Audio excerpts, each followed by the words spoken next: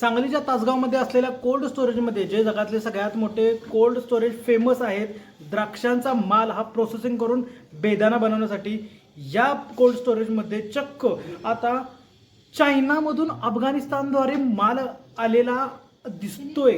काही कोल्ड स्टोरेजमध्ये जो साठवलाय काही कोल्ड स्टोरेजमध्ये, आणि त्याचा पर्दाफाश झाला. आता बरेचसा व्यापारी संघटना ज्या तासगावमधून माल उचलत होत्या आणि जो इंटरनॅशनल लेवलला मार्केट माल जात होता युरोपात, आफ्रिकेत आणि आखाती देशामध्ये म्हणजे दुबईला आणि कतारसारख्या देशामध्ये, बऱ्याच ठिकाणी या मालावरती बंदी येण्याची शक्यता आहे. सांगलीचं तासगाव हे फेमस आहे कोल्ड स्टोरेजसाठी. आता या कोल्ड स्टोरेज म्हणजे काय? कोल्ड स्टोरेज म्हणजे जिथं माल हा साठवून ठेवला जातो कमी टेम्परेचरला.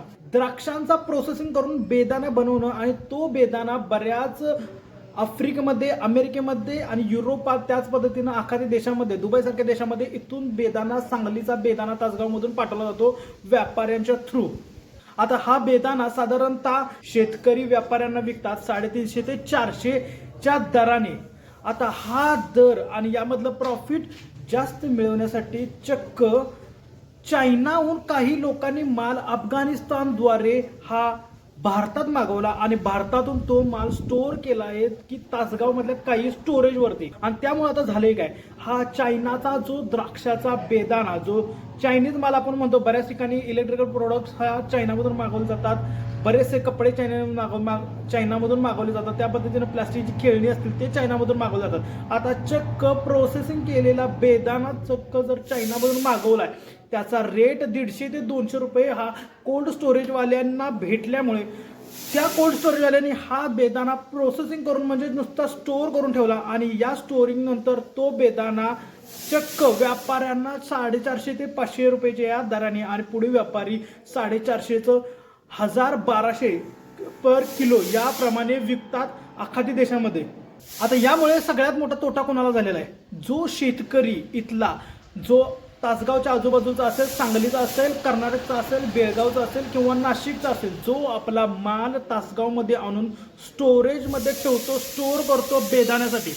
आता त्यामुळे त्या शेतकऱ्यांचा माल जो 350 ते 400 रुपयाला जात होता, आता जो कोल्ड स्टोरेजवाले माल उचलतायत, जो चायनावरून मागवलाय अफगाणिस्तानद्वारे, तो 150 ते 200 रुपयांनी आणि विकतात व्यापाऱ्यांना 450 ते 500 रुपये पर किलोने. त्यामुळं काही कोल्ड स्टोरेजवाल्यांना याच्यामुळे फायदा झाला आणि त्यांनी यामुळं अफगाणिस्तानमधून हा माल घेण्यासाठी सुरुवात केली आणि त्याच्यामुळे इथल्या शेतकऱ्यांच्या मालावरती परिणाम झाला.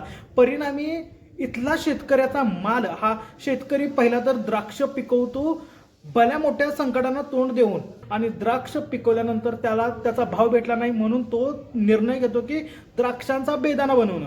आणि जर आता या बेदाण्यामध्ये सुद्धा अशा प्रकारची गफलती होत असतील, अशा प्रकारचं जर डुप्लिकेट माल भारतात येऊन विकला जात असेल, तर नक्कीच हा शेतकऱ्यांसाठी पुन्हा एकदा तोटा ठरणार आहे सगळ्यात मोठा. जो की व्यापारी याच्यामधून प्रॉफिट काढण्याच्या नादात बाहेरच्या देशामधून आलेला माल, जो चायना थ्रू माल अफगाणिस्तान मार्गे भारतात आला आणि भारतातून हा तासगावच्या कोल्ड स्टोरेजमध्ये चक्क ठेवण्यात आला, आणि इथून काही कोल्ड स्टोरेजने हा माल घेऊन ठेवून तो चक्क आता पाठवण्यास सुरुवात केलेली बाहेरच्या देशामध्ये. त्यामुळे इथल्या शेतकऱ्यांचा माल जैसे ते कोल्ड स्टोरेजमध्ये पडून राहिला आणि त्यामुळे शेतकऱ्यांना आता त्याचाही फटका बसतोय.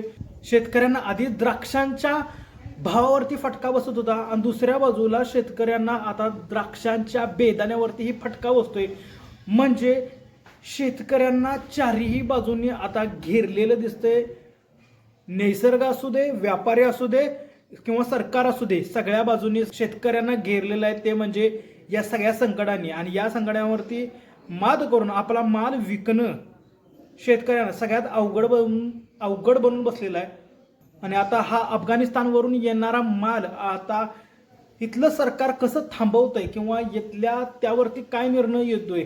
त्यामुळं सगळ्यात महत्त्वाची न्यूज ही आहे की अफगाणिस्तानमधून जो माल येतोय चायना थ्रू अफगाणिस्तान जो भारतात माल येतोय, त्यावरती सरकार कसं नियंत्रणात आणतंय आणि इथल्या कोल्ड स्टोरेज संघटना इथल्या काय निर्णय घेत आहेत आणि त्या पद्धतीनं शेतकऱ्यांचा मालाचा पर्याय म्हणून काय शेतकरी काय बघतायत, शेतकरी काय विचार करतायत, हा सगळ्यात मोठा प्रश्न शेतकऱ्यांच्या समोर उभा राहिलेला आहे.